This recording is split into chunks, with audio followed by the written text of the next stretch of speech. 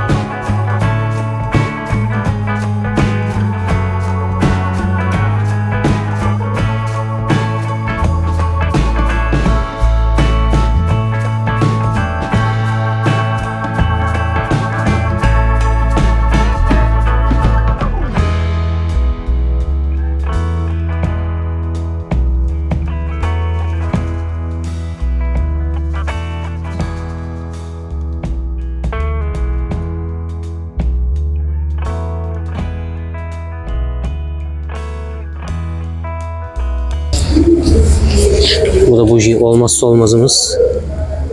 Bu videoda çıkmadığını fark ettim ve özellikle bujiyi çekmeye karar verdim. Sepet yapmaya başlamak için önce far ve sinyalleri söküp burayı rahat çalışabilir bir hale getireceğim. Şimdi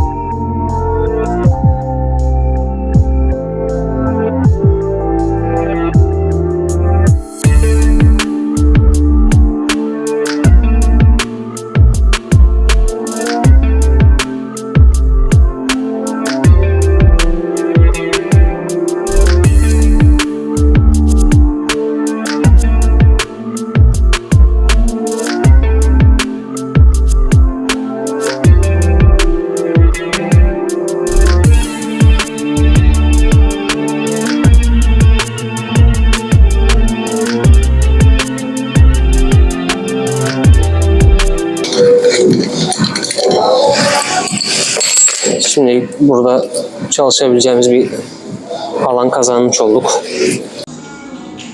Ön sepet için tasarıma başladık. Şöyle kabaca yapıyı oluşturduk. Öne farların tasarımını yapıyoruz şu anda. Üstüne bir tane daha bar gelecek.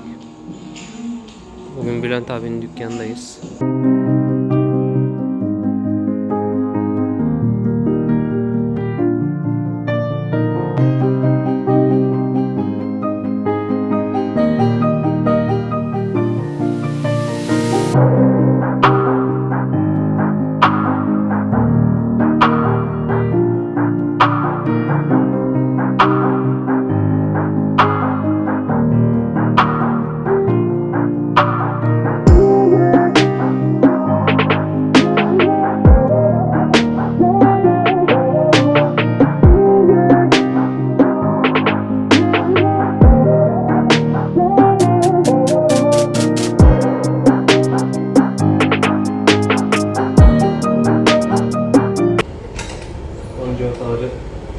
Sonra farların ve sinyallerin montajına başlayacağım.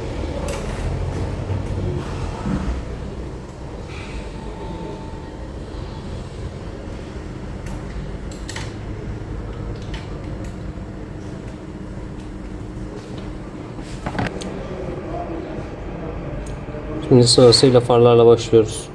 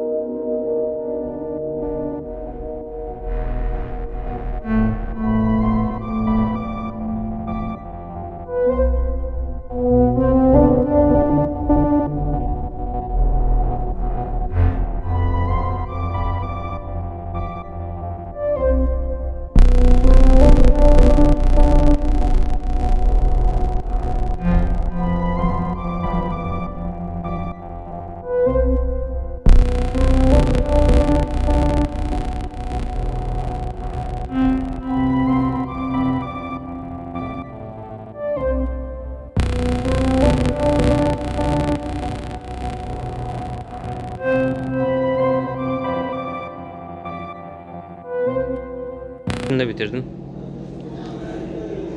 Far takımı ve sinyali taktım. Tesisatını ayarladım. Sadece kablolarını biraz uzatıp bağlamak gerekiyor.